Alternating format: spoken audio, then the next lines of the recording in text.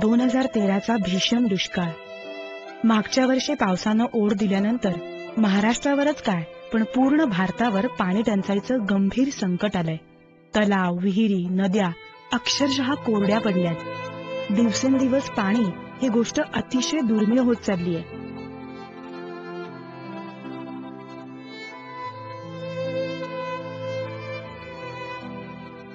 च्या दुष्काळापेक्षा यंदाचा दुष्काळ हा आणखीन जास्त भयानक आहे. याचं मुख्य कारण म्हणजे या दरम्यान वाढलेली प्रचंड लोकसंख्या आणि पाण्याची अतिशय अल्प उपलब्धता. पाणी बचतीचं महत्त्व आता आपल्याला कळायला लागले.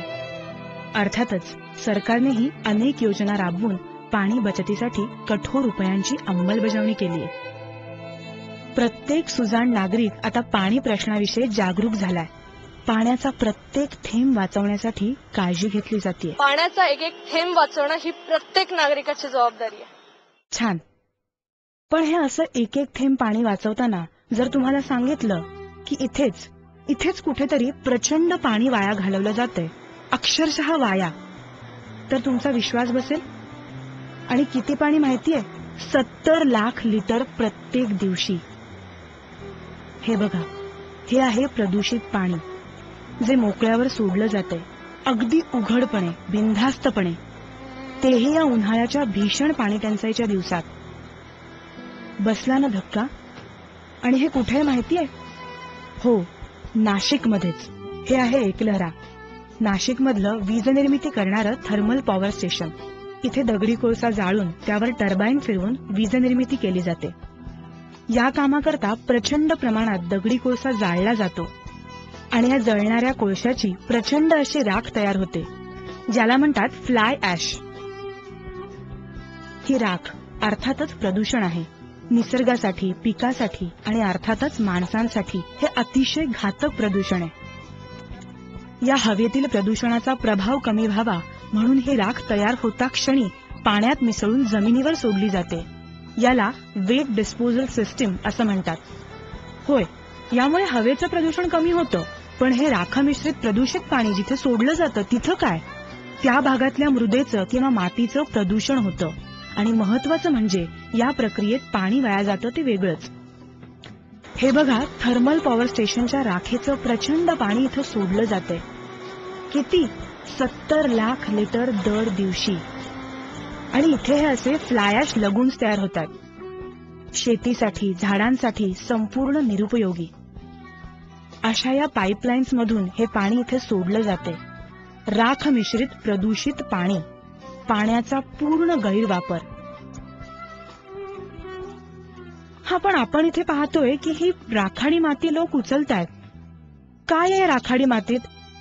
फ्लाय ऍश या राखेची एक वैशिष्ट्यपूर्ण गोष्ट अशी की हे राख बांधकाम व्यवसायासाठी अतिशय उपयुक्त असते.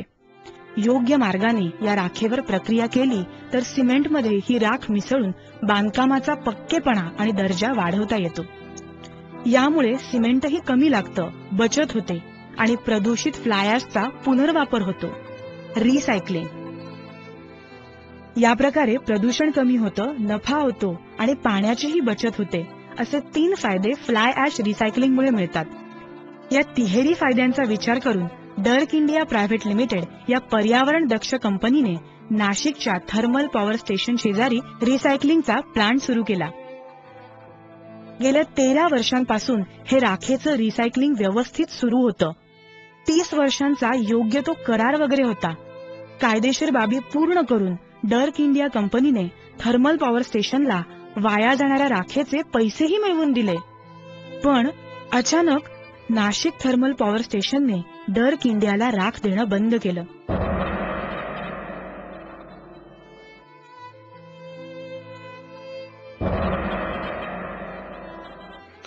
In the year 2000, Dirk India signed a 30-year contract with the then Maharashtra State Electricity Board to recycle all the newly generated fly ash from their Nashik thermal power station to convert it into their partial cement replacement, which is named Pozocrete. Part of the contract was that the MSEB had to deliver the ash into 4 silos Dirk had to erect inside the precincts of the power station.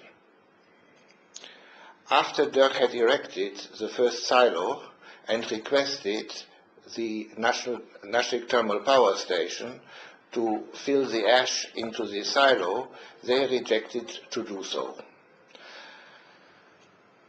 As Dirk had already erected their processing plant outside the Nashik Thermal Power Station, they were dependent on getting the raw material for their process. Accordingly, they invented a new system to strip the dry fly ash from the electrostatic precipitators, which have 152 outlets. The system was that Dirk had to collect the ash in 1-ton big bags from the spouts of the electrostatic precipitator outlets.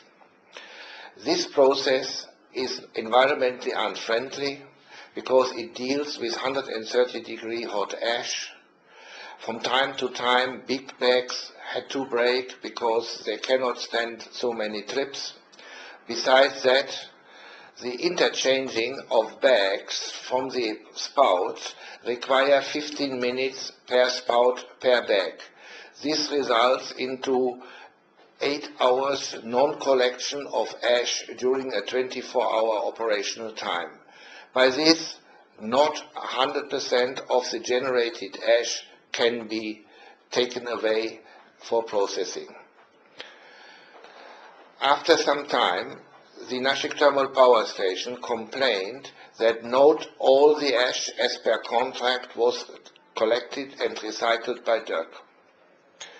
Although we explained to them, and it was quite clear to them, that this was technically not possible because they failed to provide the mechanical ash delivering system to deliver the ash into the silo or silos to be erected by Dirk.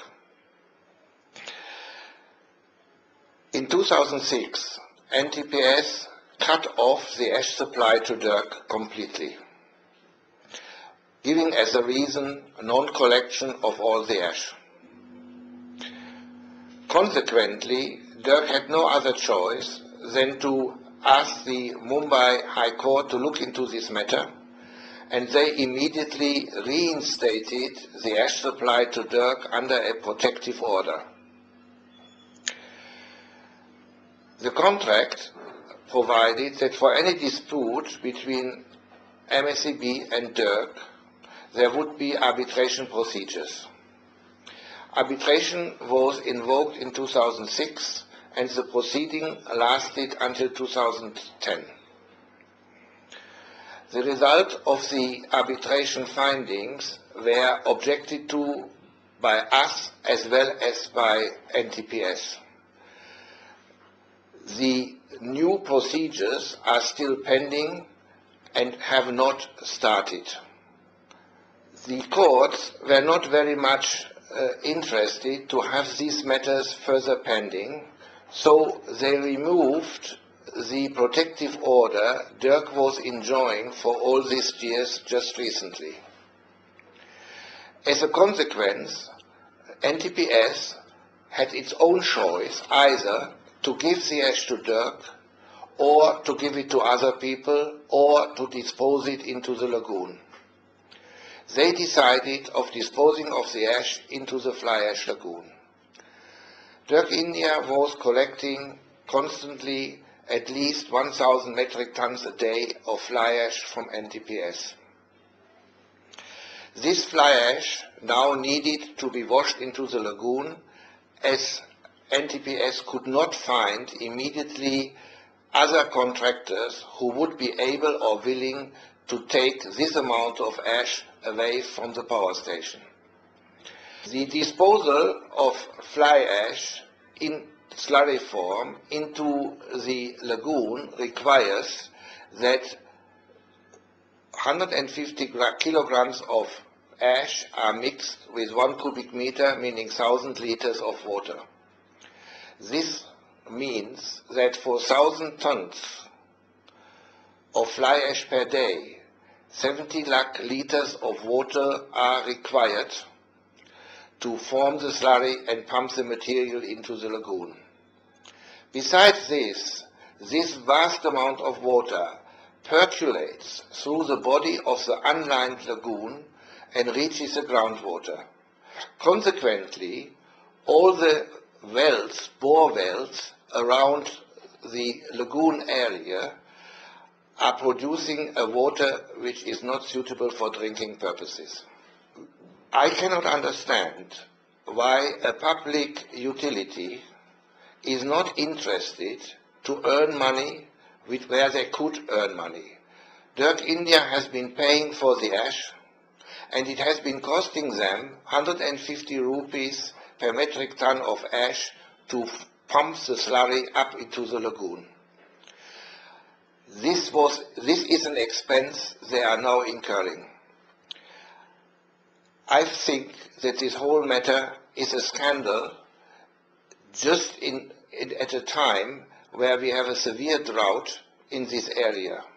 I think that the public of Nashik should not stand this situation and should intervene with the authorities that this misuse of water is finally stopped. गंभीर आहे ना? होय, हे थांबवायला पाहिजे. काहीही करून हे थांबवायला हवं. होतं काय की अशा प्रकारे उघड्यावर राख सोडल्यानं या गैरमार्गानं फ्लाय ॲश गोळा करणाऱ्यांवर बंधन राहत नाही. अशा प्रकारचा राखेचा चुकीचा पुनर्वापर बांधकाम उद्योगासाठी, लोकांसाठी अतिशय धोकादायक आहे. पण आपण काय करू शकतो? एकत्र तर येऊ शकतो, आवाज उठवू शकतो, लोकशाहीत आपलं मत मांडू शकतो. या वाया जाणाऱ्या राखेतून प्रक्रिया करून आपलं उत्पादन करून डर्क इंडिया प्रायव्हेट लिमिटेड ही कंपनी स्वतःचा फायदा करते. हो, करते. पण हा फायदा करताना डर्क इंडिया कंपनी प्रदूषण कमी करते, वाया जाणारं पाणी वाचवते, बांधकाम अधिक बळकट करते, एकलहरा गावाचा विकास करते, भूमिपुत्रांना रोजगार देते आणि वैशिष्ट्यपूर्ण उत्पादन जगात विकून परदेशातले डॉलर्स भारतात आणते. फायदेशीर आहे ना. कंपनी तुम्ही काढली, एवढा खर्च केला, त्याच्यात गरीब दुबळ्या लोकांना रोजगार मिळाला किंवा आमची पिका पाण्याची नुकसान जी होत होती ती आता होत नाही. थोडा फायदा आहेच ना शेवटी आमचा. आज पाणी वाचवणं हे फार म्हणजे फारच महत्वाचं आहे. कोणत्याही औपचारिक कायद्याच्या बाजूंपेक्षा पाणी वाचवणं महत्वाचं आहे. कोर्ट मॅटर्सपेक्षा प्रदूषण थांबवणं हे जास्त गरजेचं आहे. नियमांपेक्षा माणुसकीला प्राधान्य मिळालंच पाहिजे. पाणी ही देशाची सर्वोच्च प्रधान अशी संपत्ती आहे. तिचा गैरवापर, ती वाया घालवणं कधीच सहन केलं जाऊ नये.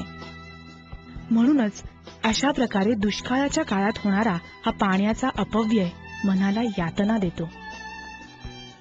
एका बाजूला गंभीर दुष्काळ, थेंबा थेंबासाठी वणवण, आणि इथे पूर्ण अपव्यय, प्रदूषित अपव्यय. जनावरांना पाणी, चारा नसल्यानं जनावरं उपाशी मरतायत. पाण्यामुळे माणसांचे हाल होतायत.